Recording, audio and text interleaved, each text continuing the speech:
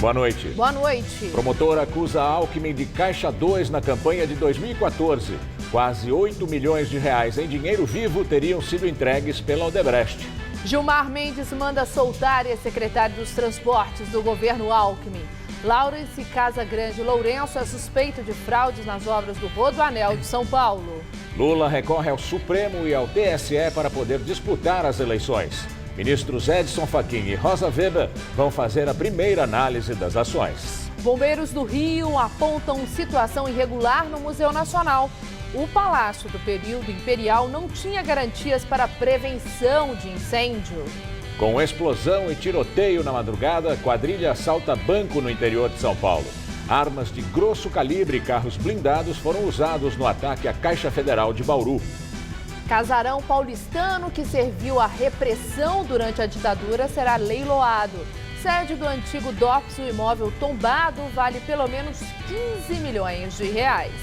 O Jornal da Gazeta está no ar.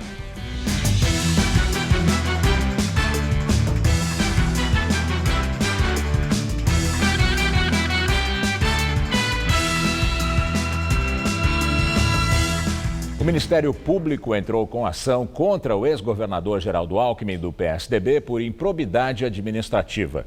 A promotoria pede o bloqueio de bens do candidato à presidência pelo PSDB. O caso envolve o suposto pagamento de Caixa 2 de campanha da Odebrecht. Para o Ministério Público, foi um esquema fraudulento para financiar a reeleição de Alckmin em 2014, quando ele concorria a mais um mandato de governador do estado de São Paulo. Os promotores apuraram que foi o secretário estadual de Planejamento de Alckmin que pediu, numa reunião agendada por ele na sede da Odebrecht, que o dinheiro fosse repassado por meio de Caixa 2. Marcos Monteiro, que também foi o tesoureiro da campanha do Tucano, queria 10 milhões de reais. Mas o setor de operações estruturadas da empreiteira, conhecido como Departamento de Propina, só aprovou o pagamento de pouco mais de 8 milhões. O repasse acabou sendo de 7 milhões e 800 mil reais. De acordo com a investigação, o montante foi repassado em 9 parcelas, que variavam entre 300 mil e 1,5 milhão cada. Isso de abril a outubro de 2014. Todos os pagamentos foram em dinheiro vivo, feitos a um portador do tesoureiro do Tucano em um hotel na Zona Sul de São Paulo. A intenção da Odebrecht, segundo a confissão de diretores da empreiteira, era manter o projeto de concessões e privatizações do Estado e, junto, os benefícios obtidos em licitações fraudadas e obras superfaturadas. Na ação por improbidade administrativa, o Ministério Público quer que Geraldo Alckmin devolva o dinheiro e que tenha os direitos políticos suspensos, além da perda do cargo público que estiver exercendo se condenado. O promotor também pediu o bloqueio de bens do Tucano. O ex-governador, que é candidato à presidência pelo PSDB, disse que não há fato novo na peça do Ministério Público e que espera que a justiça seja rápida e esclareça o caso. Já a equipe de campanha dele criticou o que chamou de barulho almejado pelo promotor responsável pela ação. Ricardo Manuel Castro chegou a convocar colegas do Ministério Público para que o acompanhassem numa coletiva de imprensa nesta tarde sobre a ação contra Alckmin, com o objetivo de demonstrar união. O promotor acabou cancelando a entrevista 2 horas depois de convocar. O ministro Gilmar Mendes, do Supremo Tribunal Federal, mandou soltar o ex-secretário de Transporte de São Paulo, Laurence Casagrande Lourenço, preso por desvios em contratos de obras do Rodoanel durante os governos de Geraldo Alckmin, do PSDB, no estado. Laurence Casagrande Lourenço foi denunciado pelo Ministério Público Federal sob a acusação de fraude em licitações, associação criminosa e falsidade ideológica. Ele estava preso desde junho, suspeito de favorecer empreiteiras em contratos de obras no trecho norte do Rodoanel.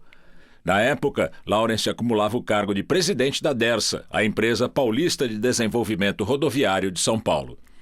Segundo os procuradores, o ex-secretário do governo Geraldo Alckmin se associou a empreiteiras para superfaturar os contratos do Rodoanel em mais de 480 milhões de reais, por meio de aditivos contratuais. Ao libertar Casagrande, o ministro Gilmar Mendes impôs a entrega do passaporte, a proibição de viagens para fora do domicílio, além de também vetar o contato dele com outros 13 investigados na ação criminal. A defesa do ex-secretário tucano nega as acusações e diz que a decisão de Gilmar Mendes é um alento diante do que eles chamam de tempos tristes de banalidade do mal, onde imperam as acusações sem prova contra um homem de bem. Os candidatos à presidência da República fizeram campanha hoje nas regiões Norte, Centro-Oeste e Sudeste. Jair Bolsonaro, do PSL, fez campanha em Ceilândia, no Distrito Federal. Do alto de um carro de som, disse que varrerá PT e PSDB para a lata do lixo da história. Segundo ele, ataques dos adversários não vão abalar a sua candidatura. E afirmou ainda que as eleições estarão sob suspeita, mesmo que ele ganhe a disputa. Geraldo Alckmin, do PSDB, esteve em Brasília pela manhã e à tarde viajou para Goiás, onde se reuniu com empresários e lideranças do estado. O tucano afirmou que é contra a indicação política para agências reguladoras e criticou Bolsonaro, afirmou que o adversário é despreparado e que o país irá para o caos se ele for eleito. Ciro Gomes, do PDT, começou o dia em São Paulo, onde se encontrou com economistas, depois viajou para Minas. Em Belo Horizonte, recebeu o apoio do prefeito Alexandre Calil, do PHS. O candidato criticou a postura dos bancos brasileiros. Para o pedetista, uma das medidas para enquadrar as instituições financeiras seria estimular a concorrência interna. Marina Silva, da Rede, viajou para a região norte. A candidata passou o dia no Pará. Na capital Belém, visitou um museu e à tarde participou de encontro com a militância. Para ela, a reforma política aprovada no Congresso no ano passado foi feita para impedir mudanças e favorecer grandes partidos. E defendeu o fim da reeleição e do foro privilegiado. E atenção para os debates eleitorais da TV Gazeta em parceria com Estadão, Jovem Pan e Twitter. Os candidatos a presidente da República se enfrentarão no próximo domingo, a partir das 6 da tarde. O debate terá a mediação da jornalista Maria Lídia Flandoli.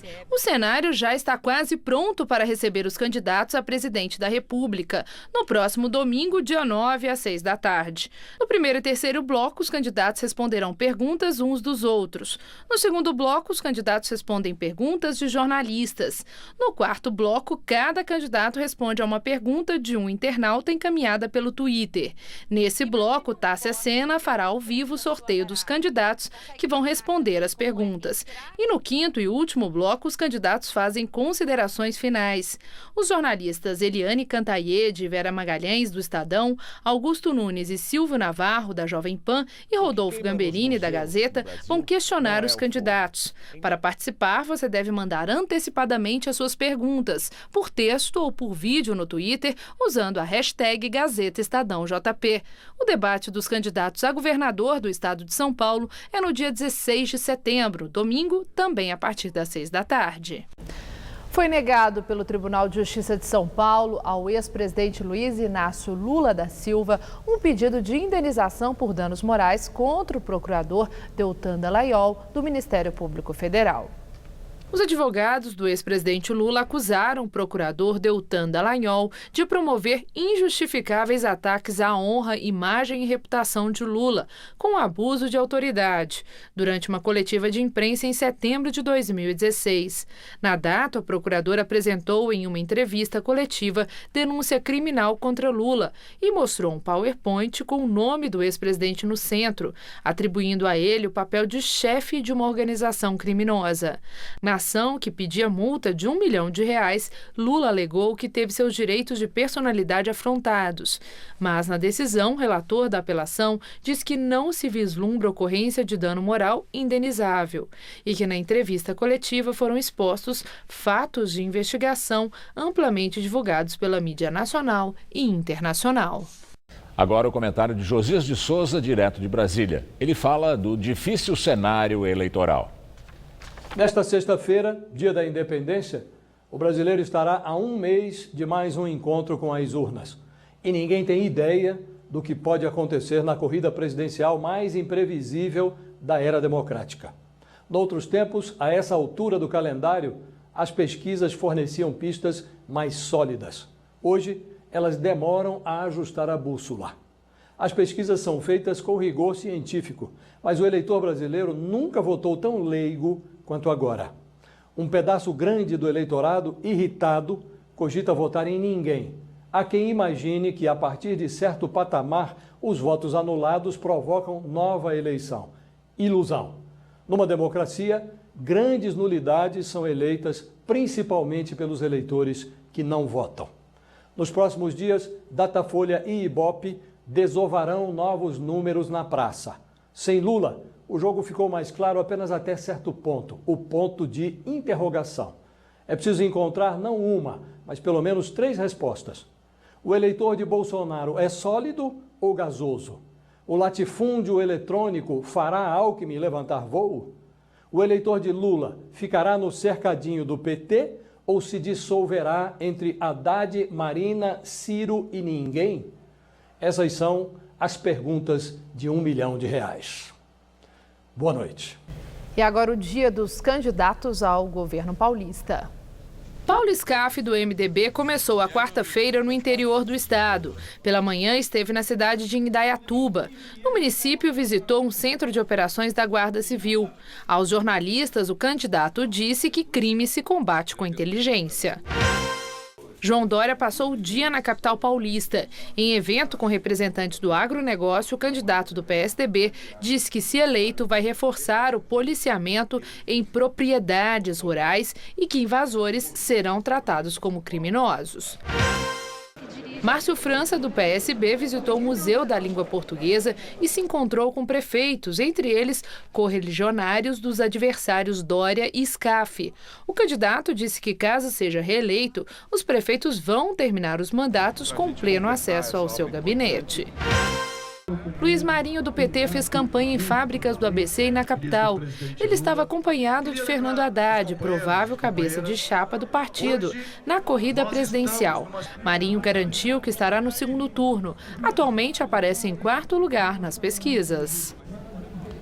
Daqui a pouco, Maria Lídia entrevista o cientista político Rubens Figueiredo. Eles vão falar das eleições. O Museu Nacional estava irregular em relação à prevenção de incêndio. A informação foi divulgada hoje pelo Corpo de Bombeiros do Rio de Janeiro. 3 dias após o incêndio no museu, o Corpo de Bombeiros divulgou a análise da documentação da instituição. O prédio não estava com certificado de aprovação da corporação em dia. Não se sabe ainda por que o museu continuava aberto para visitas, já que estava em falta com a documentação.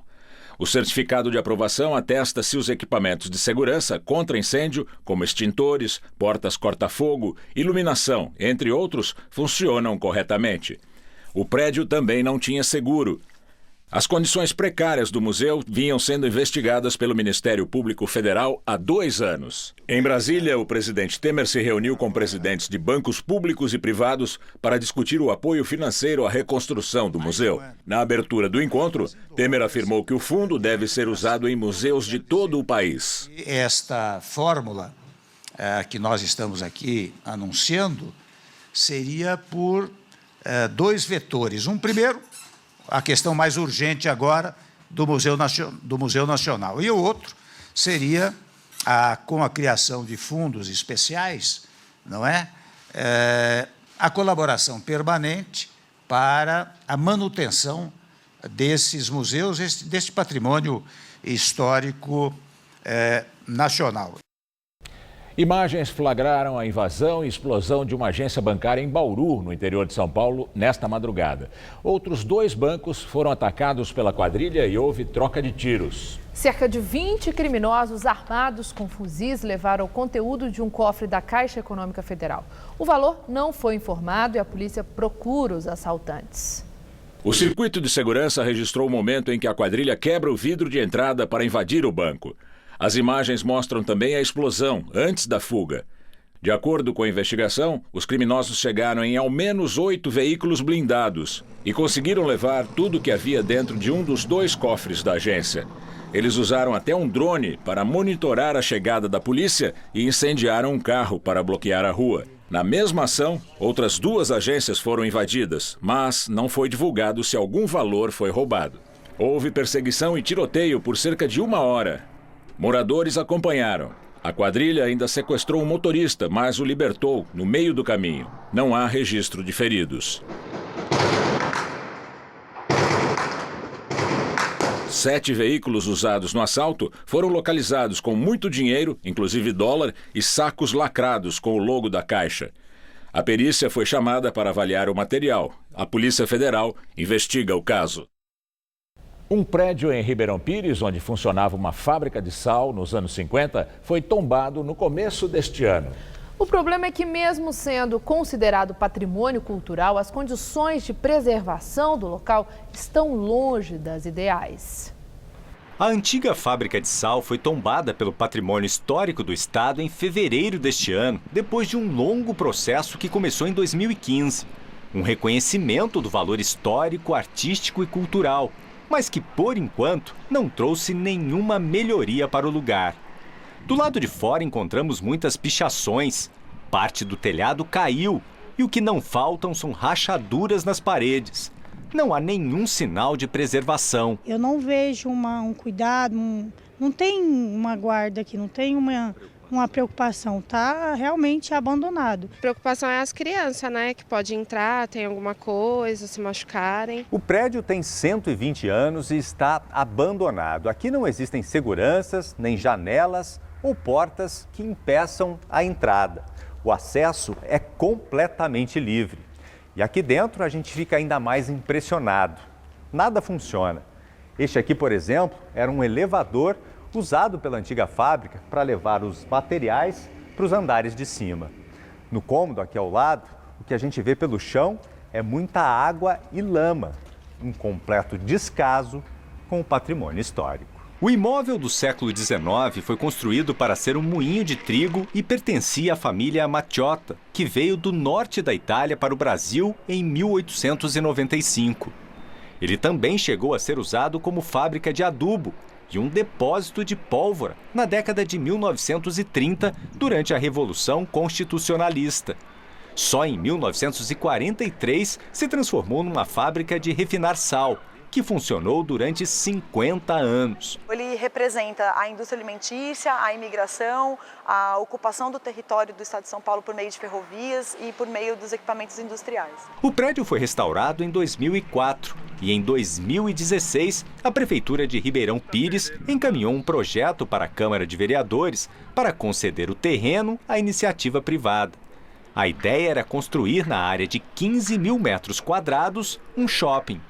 Mas, na mesma época, o Conselho de Defesa do Patrimônio Histórico, o CONDEFAT, tinha aprovado a abertura de um estudo de tombamento do prédio, que só ocorreu este ano. Existem soluções, né? O proprietário é a Prefeitura de Ribeirão Pires, existem linhas de financiamento, inclusive por meio de leis de incentivo à cultura, o PROAC aqui do Governo do Estado, é uma possibilidade de utilização de recurso para devolver esse equipamento para o uso da população.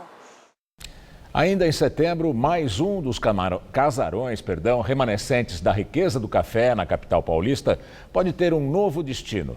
Vai ser leiloada a antiga sede do DOPS, o Departamento de Ordem Política e Social. Foi cenário de interrogatórios da ditadura militar em Higienópolis. A faixa sobre o portão de entrada avisa quem passa. Este casarão na rua Piauí, esquina com Itacolomi, no coração de Higienópolis, será leiloado.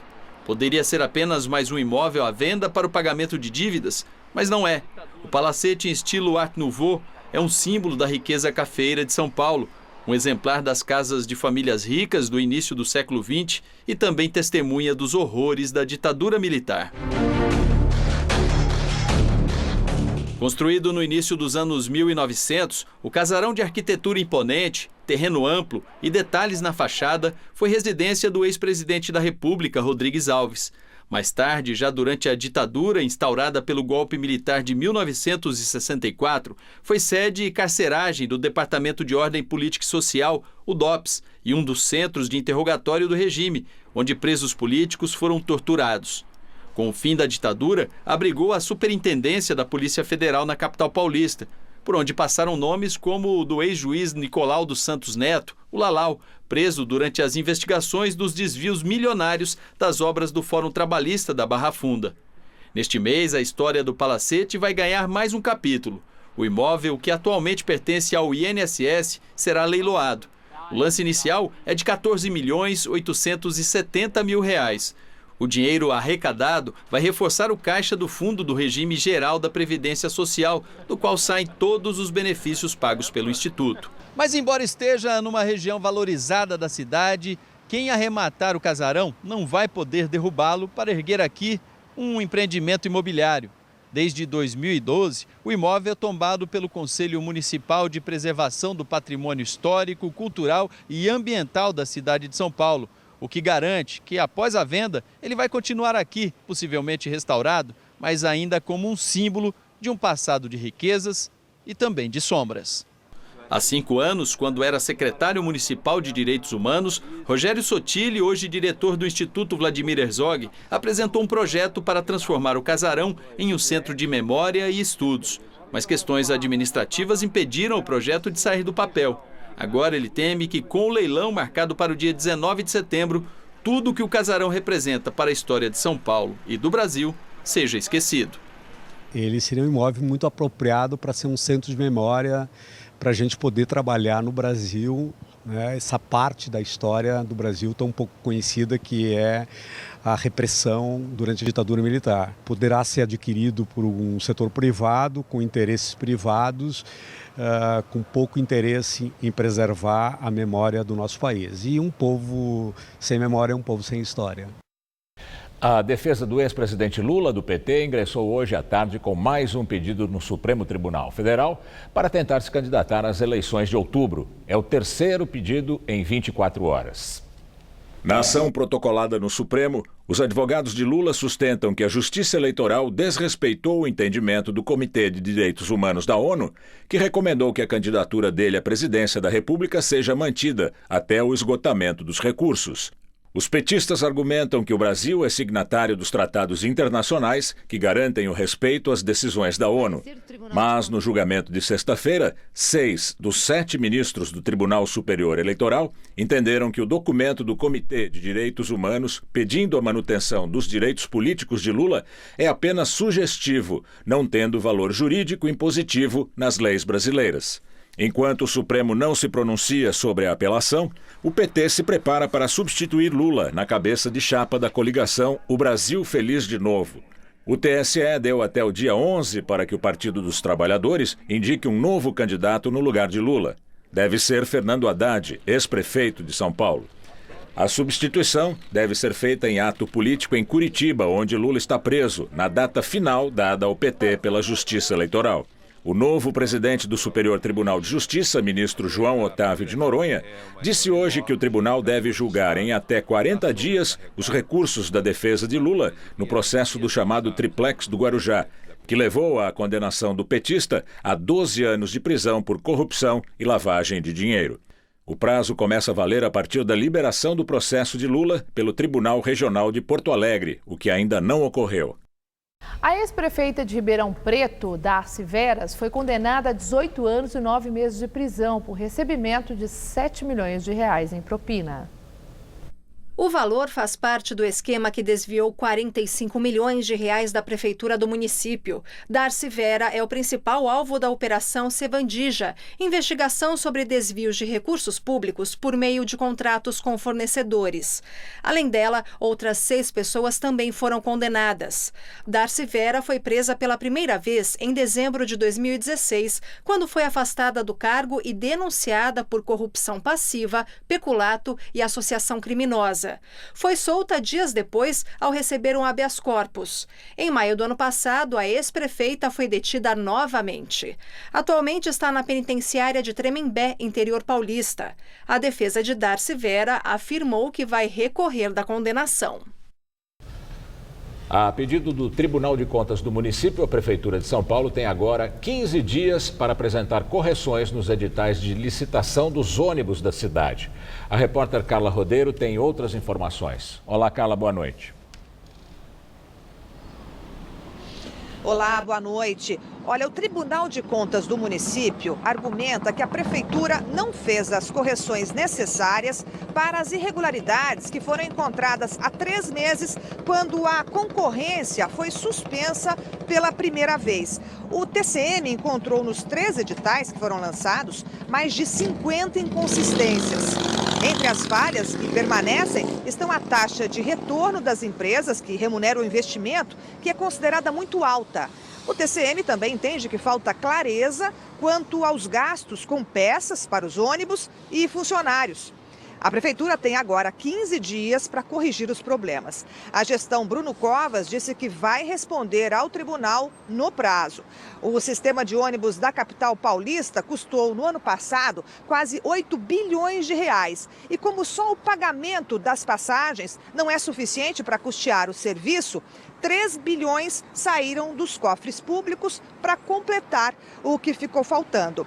A licitação que vai escolher as novas empresas de ônibus envolve contratos que somam 68 bilhões de reais por um período de 20 anos de concessão.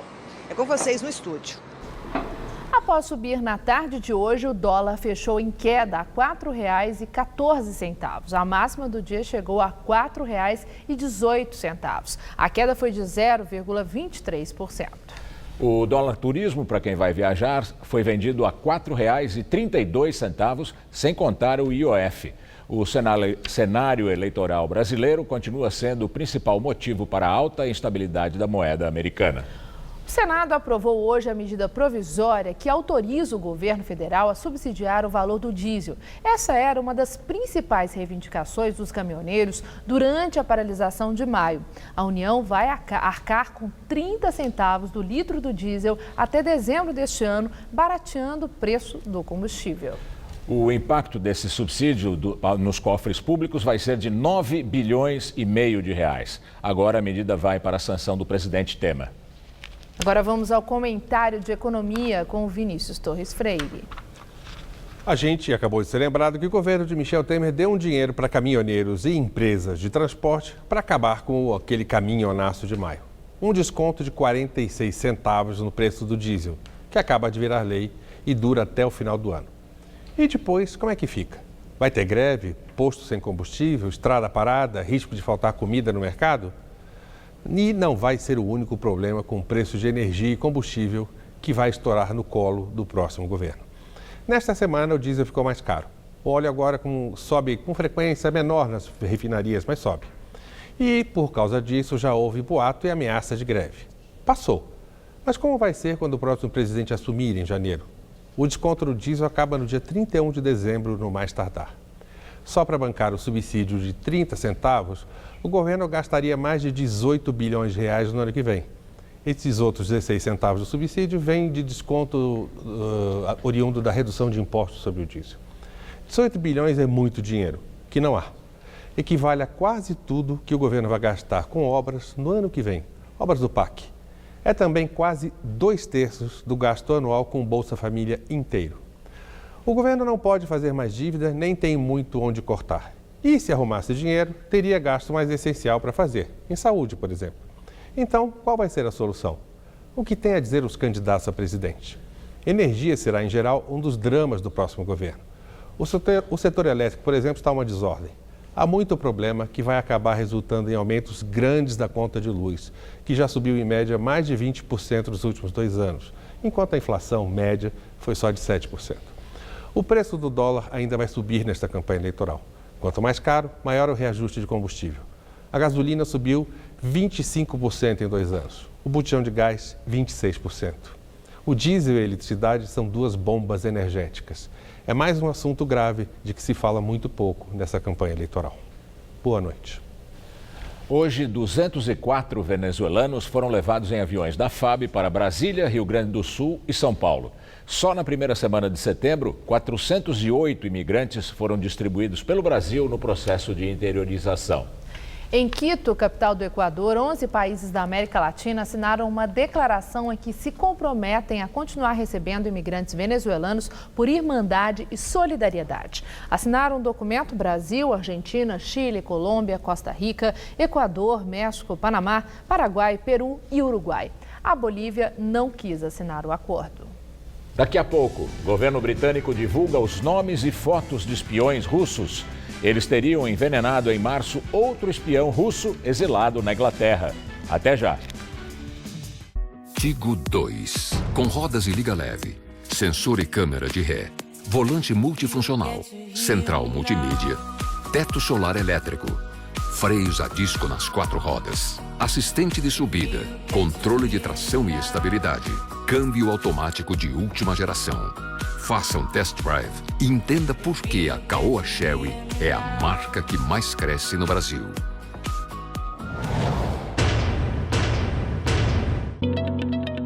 Os políticos que estão há décadas em Brasília estão mais preocupados com as mordomias ou com você? A solução é simples. Gente nova para uma política nova. Para ficar de bem com São Paulo, vote Laércio Benco, 3131. O Ministério da Saúde tinha que chamar Ministério da Doença. Saúde é qualidade de vida. Como vereador, levei medicina preventiva e integrativa para mais pessoas. Para ficar de bem com a saúde, vote Laércio Benco, 3131.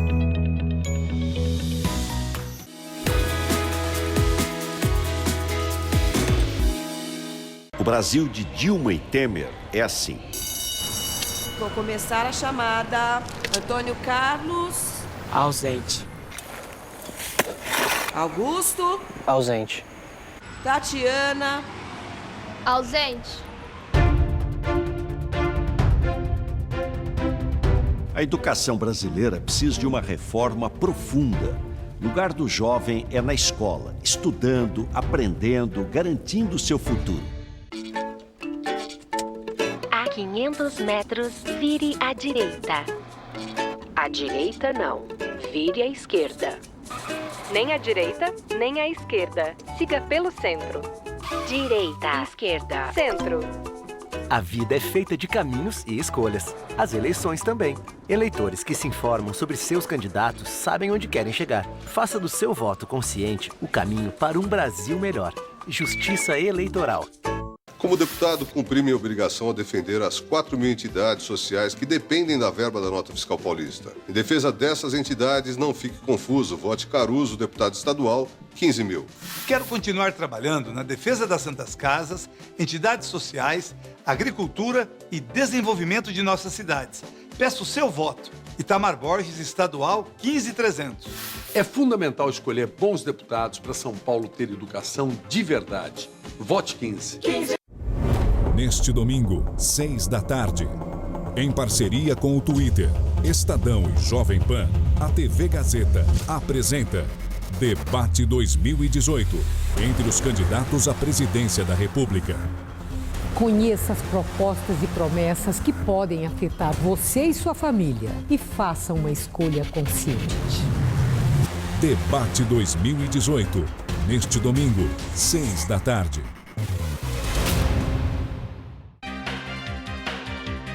Oferecimento PES sem dor. Faça sua avaliação grátis na unidade mais próxima.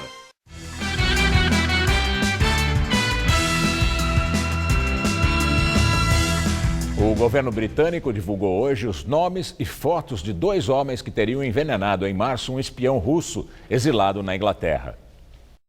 Os 2 homens têm mais ou menos 40 anos e viajaram com passaportes com os nomes de Alexander Petrov e Ruslan Boshirov.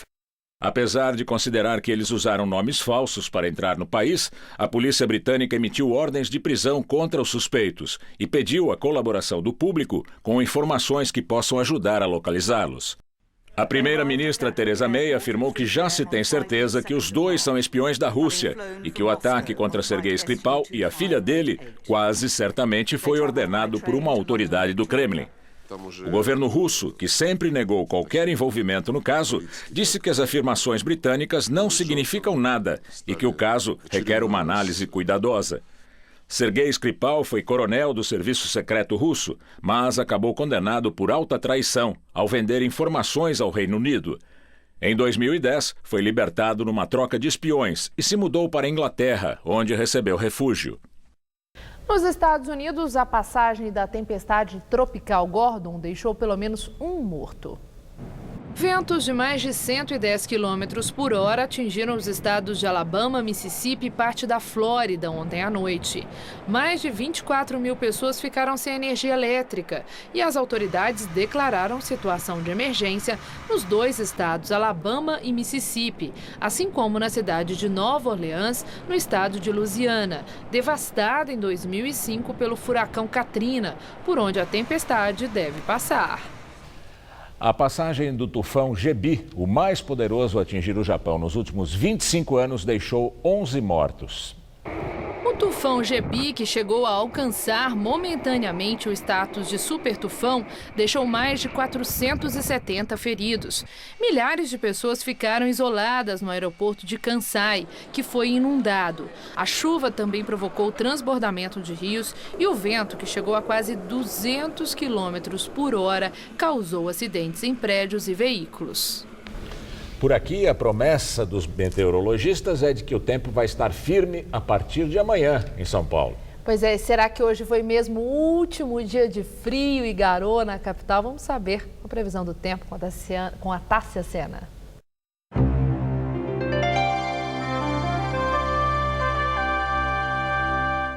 A quinta-feira promete ser um dia de muitas mudanças no tempo em todo o Brasil. No sul, a massa de ar frio ainda predomina, mas o ar seco deixa o dia menos instável e aberto.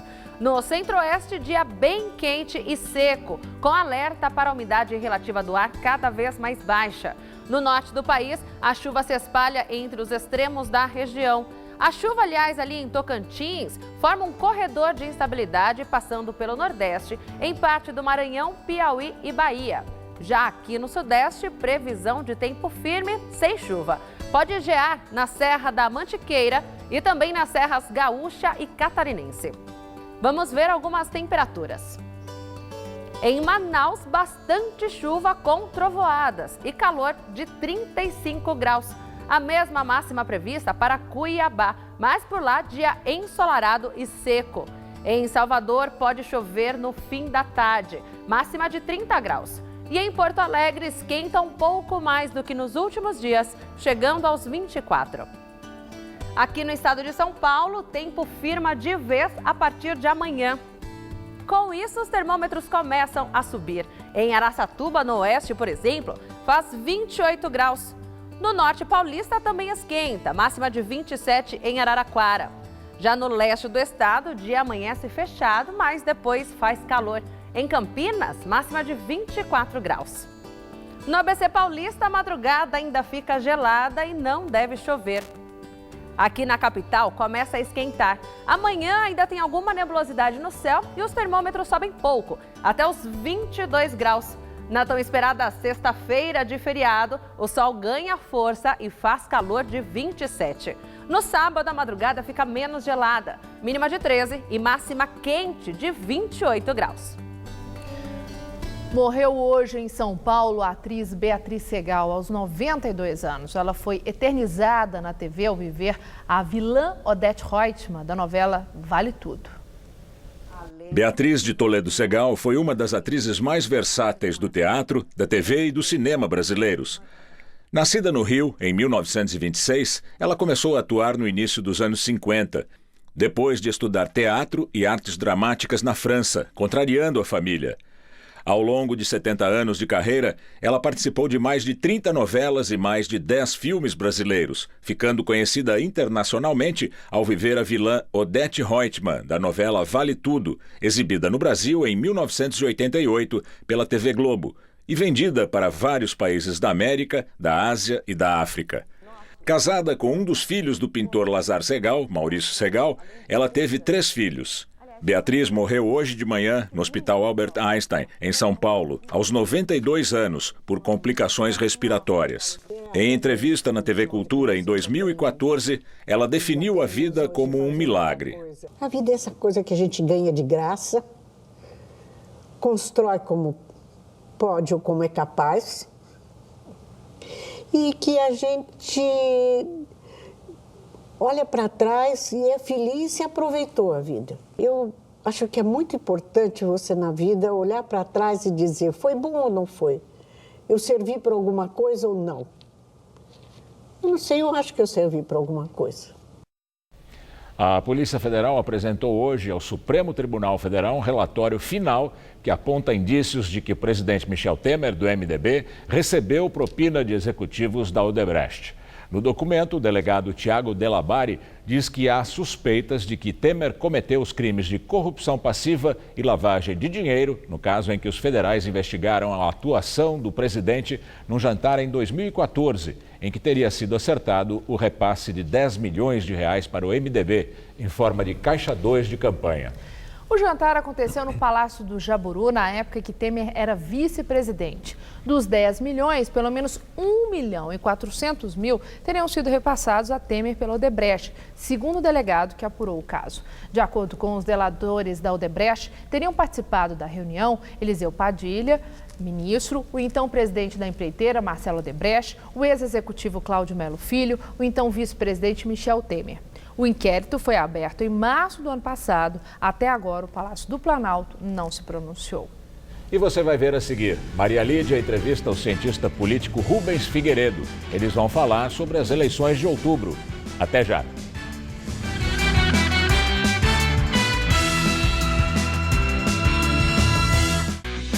Uma equipe competente, sempre pronta para levar até você as últimas notícias do país. Está preso desde quarta-feira da semana passada. A desistência do pedido de liberdade. A polícia já está investigando. Serão feitas por 94 agentes. Recompensa de R$50 mil. Jornal da Gazeta, edição das 10. De segunda a sexta, 10h25 da noite. Tá a fim de escrever a sua própria história? Que tal dirigir a sua própria vida? Então corre pra cá, que a sua hora chegou. Bem-vindo ao Universo Casper. Um lugar certo para você pensar, criar e questionar. Na Casper, razão e emoção se unem para fazer diferente, fazer melhor. E você, aceita o desafio? Tem muita coisa nova te esperando por aqui. Faculdade Casper Líbero, Vestibular 2019. Paixão por comunicação.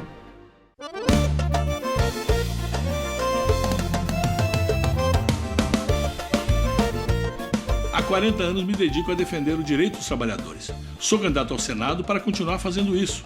Vamos tirar 63 milhões de brasileiros do SPC para o Brasil retomar o crescimento e gerar empregos. Comigo e com o Ciro, você vai voltar a ter o seu nome limpo. Vote 1, 2, 3, contem comigo, conto com vocês. Neto senador, 1, 2, 3, Ciro presidente, 12.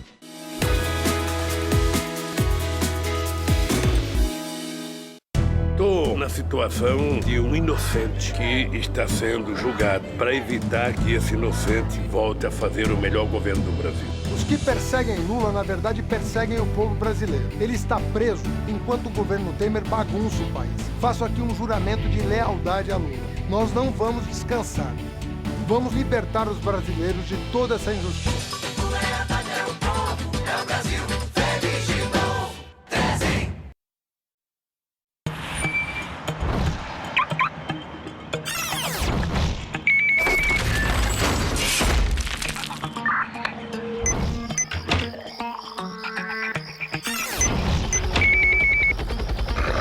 Segurança nunca é demais quando se trata do seu voto. A urna eletrônica possui mais de 30 camadas de segurança, não está ligada à internet e garante o sigilo das suas escolhas como eleitor. Tudo isso para que você vote com segurança. Justiça Eleitoral. Você sabe, meu jeito é diferente. Meu compromisso é não parar nada, terminar todas as obras. Vamos concluir 2 novos grandes hospitais, em Caraguatatuba, no litoral norte, e em Serrana, na região de Ribeirão Preto. Vamos entregar nesse ano mais 6 estações de metrô na capital e terminar a duplicação da rodovia dos Tamoios, uma das maiores obras do Brasil. Eu não largo nada pelo caminho. Pode confiar, aqui tem palavra. Eu sou Márcio França, o novo governador de São Paulo. No Todo Seu de hoje, Cristina Padiglione conta as novidades da TV. E ainda Martinha relembra os sucessos que marcaram sua longa trajetória musical. Vem conferir, o Todo Seu é hoje, 10h30 da noite. Tô aqui te esperando. Eu acredito que seja pra mim.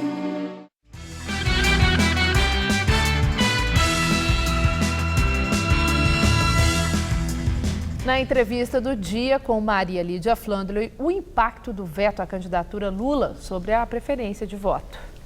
e entrevista o cientista político Rubens Figueiredo, consultor da Fundação Espaço Democrático. Obrigada por estar conosco. Bom, Rubens Figueiredo, dá já para avaliar o impacto desse veto do TSE sobre a candidatura Lula, sobre os eleitores, aqueles que nas pesquisas mostram que queriam Lula de qualquer jeito na preferência de voto?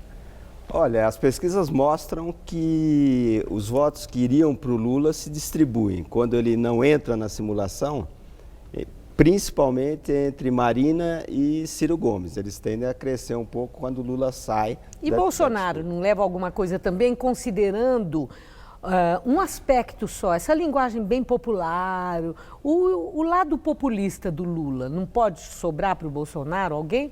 O Bolsonaro tem um discurso muito interessante para o eleitorado que está sem paciência com a política institucional. Quer dizer, o custo de você conhecer, o custo cognitivo que a gente chama do discurso do Bolsonaro é muito baixo. Né? É muito fácil, eu vou botar o bandido lá e metralhar. Quer dizer, para entender isso você não precisa fazer muito esforço. Já as propostas mais sofisticadas exigem um custo maior de atenção e de raciocínio do eleitor. Nesse sentido, o Bolsonaro tem um discurso fácil de ser entendido, mas ele representa o oposto daquilo que o Lula representa. Sim. E até ele discursa muito contra o PT. Bom, agora considerando esses três nomes, né, para a gente não estender muito isso da transferência, que poderiam ser os herdeiros, vamos dizer, da candidatura Lula, que está impedida. Nós falamos do Bolsonaro, você acabou de falar, foi citada que é a Marina Silva, e tem o lance do Ciro Gomes, muito conhecido no Nordeste, foi bem sucedido no governo do estado lá do Ceará, fala que ele entende a linguagem do povo, do lugar, né, daquele lado, né, daquela província, vamos dizer assim, considerando o Brasil, né, o tamanho de Brasil, tudo isso. Ciro, mesmo ele dizendo que não é herdeiro de ninguém, poderia ser o herdeiro preferencial desses votos? Não, herdeiro frustrados porque Lula não será candidato? Deve ser o Haddad, né? Porque a propaganda do candidato do PT pode ter até 25% da presença do Lula durante o comercial da TV e durante o programa eleitoral. Isso é muito forte, o Lula é muito carismático e a lembrança que o eleitor tem do governo Lula, principalmente no seu segundo mandato, é a lembrança do consumo, a lembrança das pessoas entrando em faculdade, viajando de avião, viajando de navio. Então, é uma lembrança muito forte. Nesse sentido, e pelo fato do PT ter mais tempo de televisão do que o PDT e a rede, o Haddad deve ser o grande herdeiro desses votos. Bom, agora Haddad, vou pensar assim, os problemas do Haddad. Falta menos de um mês, pouco menos de um mês para a eleição. Então, em termos de tempo na TV, ele está bem aquinhoado, considerando os outros, considerando os demais. E recursos também, né? O Partido dos Trabalhadores, vamos dizer, está bem com recursos para a campanha. Mas esse tempo, menos de um mês, é tempo suficiente para a criação de uma imagem nacional, para mostrar para os brasileiros, Brasil afora, que ele chama Fernando Haddad e não Fernando Andrade, como consta que tem muita gente que chama o Haddad? Olha, são 70 minutos de comerciais todos os dias, né? A força da TV é monumental. 77% dos brasileiros assistem TV todos os dias. O horário eleitoral? Não, mas horário eleitoral, a audiência é cada vez menor. Agora, durante a programação... As inserções. Você não tem como fugir, você está lá assistindo um programa qualquer... Quando vê, já viu. Quando vê, já viu, como dizem. Então, é um instrumento poderosíssimo. Nem os grandes anunciadores de Copa do Mundo têm tanto tempo quanto você tem nesse período. Quer dizer, tempo até para convencer que ele não chama Andrade, ele vai ter. Vai ter tempo para convencer que ele é o candidato do Lula. É isso que interessa. Não precisa ser chamar... Precisa nem saber o nome dele. Não, ele é o candidato do Lula, como a Dilma foi. Imagem, Fernando... É o que vai passar. E quando você pega o perfil do eleitor que está sem candidato, que está indeciso, que está declarando que não vai votar em ninguém, É um perfil do eleitor o quê? Menos escolarizado, de menos renda, de mais idade, que mora nas cidades pequenas e médias do Nordeste. Esse eleitor é eleitor típico do Lula, é o eleitor típico do PT. Sim. Bom, agora a questão, essa demora do PT em definir outro nome como alternativa ao nome de Lula, sabendo que a probabilidade era altíssima de dar no que deu, o impedimento da candidatura. O PT acertou nessa estratégia ou ele acabou deixando um tanto que está mantendo, né? Hoje eu não sei dizer a você, mas até ontem estava mantendo o Lula presente na campanha, mesmo o tribunal tendo dito que tinha limites para aquilo, etc. e tal. O PT acertou nessa estratégia ou ele pode estar fazendo, ter produzido uma grande confusão na cabeça do eleitor? Que, afinal de contas, quem é o candidato do Lula? Olha, o que o PT quis foi manter o Lula no noticiário. E o fez com grande competência. O Lula, ele cresceu em intenção de voto estando preso. Quer dizer, é algo muito difícil de acontecer. Então, nesse sentido, o PT acertou. Vai diminuir o tempo para apresentar o Haddad para o eleitorado brasileiro. Mas, como eu disse, como a força da televisão é avassaladora no Brasil e o tempo é muito grande, e a cobertura nos noticiários também é muito grande, essa transferência de voto deve acontecer, aconteceu no passado e deve acontecer, e fica um pouco essa imagem do Lula injustiçado, do Lula perseguido, que talvez tenha um apelo na mente dos eleitores menos informados. O que prevalece na eleição 2018? Petismo versus antipetismo ou os candidatos todos que estão aí uns contra os outros? Quer dizer, é nominalmente a figura do candidato, é o partido que ele representa ou é a corrente de pensamento petista versus antipetistas? Olha, existe um cientista político americano, David Samuels, que esteve até aqui no Brasil, nós debatemos juntos, a tese dele é a seguinte, comprovada: 40% dos eleitores ou são petistas ou são antipetistas. 40%. 60% do eleitorado não usa essa clivagem para decidir. E nós temos uma eleição interessante, Maria Lídia, porque normalmente você tem um candidato forte do governo e um candidato forte da oposição. Foi assim nas últimas eleições. Nessa eleição, você não tem um candidato forte do governo e os candidatos se digladiam para ver quem é mais oposição àquilo que está acontecendo no Brasil. E nominalmente, o que acontecia aqui era aquela polarização, PT versus PSDB. PT versus PSDB. Era um candidato forte do governo, no tempo do PSDB, Fernando Henrique, e um candidato forte da oposição. E agora, e nessa eleição 2018? Então, você tem todo mundo querendo mudar. Então, todos os candidatos, eles falam... Mas está querendo mudar? Se Lula estava lá com 39%, mudar como? Ué, porque o eleitor... É mais do que já houve. Não, o eleitor entende o Temer como uma outra coisa... Não, Temer. Que não é uma continuidade do PT. Não, eu falei o Lula com 39%. Eu sei. O Lula, como o Temer não é a mesma coisa que o PT virou oposição de novo. Quer dizer, entendi. O PT deixou o Brasil na maior crise da sua história e é oposição um ano e pouco depois. Bom, e essa tese do chamado voto útil já no primeiro turno, você acredita que possa prevalecer esse argumento, você tem que escolher o menos pior para impedir que o pior de tudo aconteça? Isso pode crescer, está crescendo, há indicadores? Não, até hoje à tarde não tinha nenhum indicador desse movimento primeiro turno. No primeiro turno. Na verdade, o eleitor, ele ainda está com pouca atenção no processo eleitoral. Começou agora. E o eleitor está muito machucado, desiludido, descrente, então ele vai demorar um pouquinho mais para decidir. Talvez o voto útil valha no segundo turno para aquele eleitorado mais escolarizado que pensa mais com a razão e decide menos com a emoção. Agora, tem uma novidade aí da campanha desse ano nas redes sociais, e que é a utilização de um recurso apelando para o senso de humor. Então a crítica com paródias, com piadas, com frases divertidas e arrasando com o adversário, né? E o Bolsonaro usa bastante isso e os outros candidatos estão usando também. Então essa coisa nas redes sociais cresceu muito. Se olha o seu WhatsApp, chegam muito disso, porque as pessoas repassam com muita facilidade.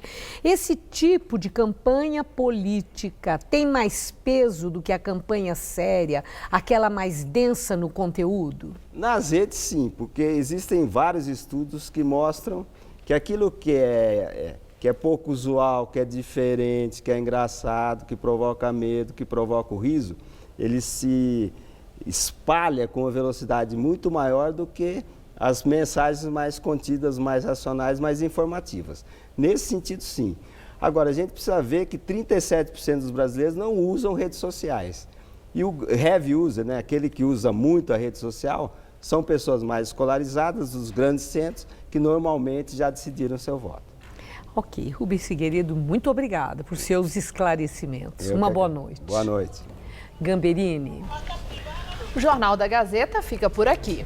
Essas foram as nossas principais notícias. Promotor acusa Alckmin de Caixa 2 na campanha de 2014. Quase 8 milhões de reais em dinheiro vivo teriam sido entregues pela Odebrecht. Gilmar Mendes manda soltar ex-secretária dos Transportes do governo Alckmin. Laurence Casagrande Lourenço é suspeito de fraudes nas obras do Rodoanel de São Paulo. Lula recorre ao Supremo e ao TSE para poder disputar as eleições. Ministros Edson Fachin e Rosa Weber vão fazer a primeira análise das ações. Bombeiros do Rio apontam situação irregular no Museu Nacional. O Palácio do Período Imperial não tinha garantias para prevenção de incêndio. Com explosão e tiroteio na madrugada, a quadrilha assalta banco no interior paulista. Armas de grosso calibre e carros blindados foram usados no ataque à Caixa Federal em Bauru. A edição de hoje pode ser vista no site do Jornal da Gazeta. Boa noite. Uma boa noite para você.